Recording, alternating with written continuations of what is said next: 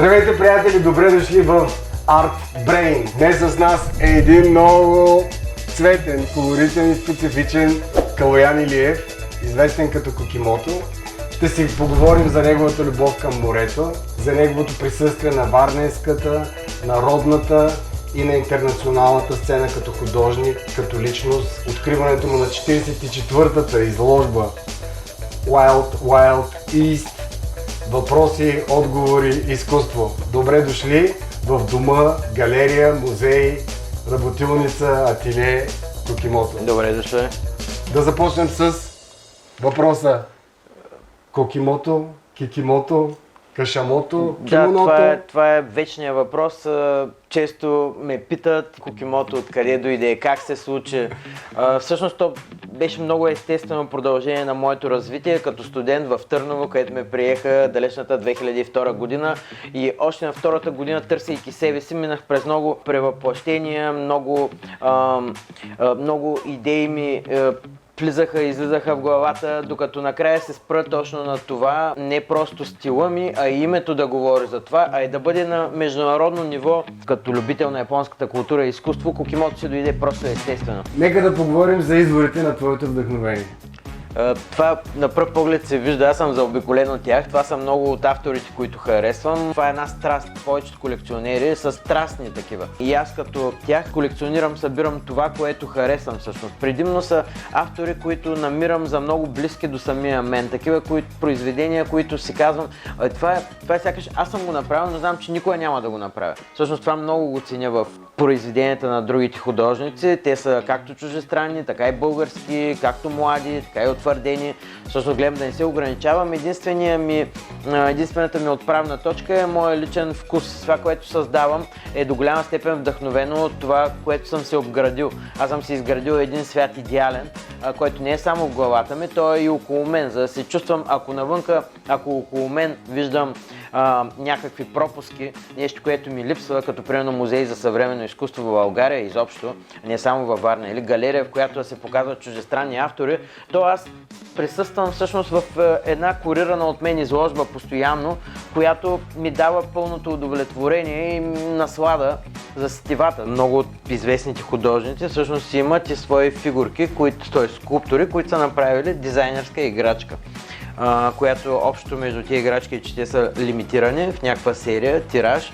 Тук имаме един автор, който е изключително известен, Каос, който според мен изцяло се е вдъхновил и той от Дисни и от Мики Маус, и това е неговата фигурка Dissected. Известното при него е, че той използва ръцете на Мики Маус, краката, същи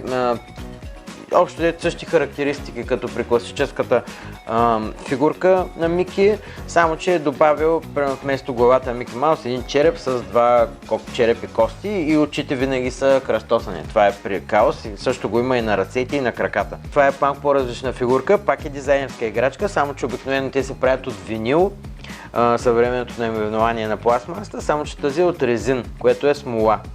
Ето това е един автор, който много харесвам, имам много негови различни играчки. Това е Гари Бейсмен с тази скулптура вече. Това не е просто дизайнерска играчка, това си е скулптура негова. Тази изобщо култура в направата на играчките, този стил, всичко това идва от Азия или от Япония. Това са първите екшън фигурки, които са едни такива кечисти. Също така има едни чудовища, които се наричат кайжо. Там са Годзила и роботи, всичко така.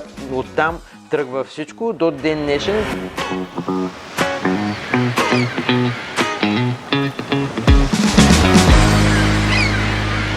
Настоящата ми изложба, озаглавена Wild Wild East, е поредната ми изложба, която е 44-та самостоятелна изложба. Исках все пак да е свързана с морето. Това ми е и първата изложба, която правя във Варна, която е свързана с плажната култура. Аз самия не съм бил в Щатите, но съм голям почитател на поп-арта, който всъщност оттам тръгва от Анди Уорхол, на който аз съм голям почитател, с който ми е нанесъл сериозни щети и поражения, на които могат да изглеждат така, но за мен това си е истинско вдъхновение и аз черпя от автори като него, от Анди Уорхол, от Салвадор Дали, от Кит Харинг, Баския.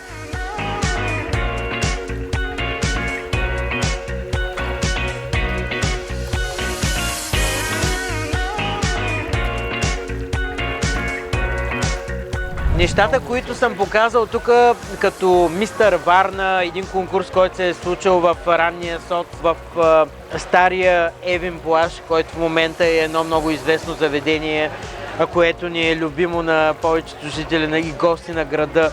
Нямаше как да ни включа тези морски пейзажи, които аз правя, квадратните работи, които ти много хареса, които са серията ми собствени войни. Всичко това е инспирирано от поп-културата, която аз много харесвам. От комикса, сериалите, филмите. Всичко това, което през годините ме е изграждало като дете, като личност, като човек. От една страна вече използвам вече готови работи, готови създадени неща. Дали са фотографии, комикси, изображения от масовата култура.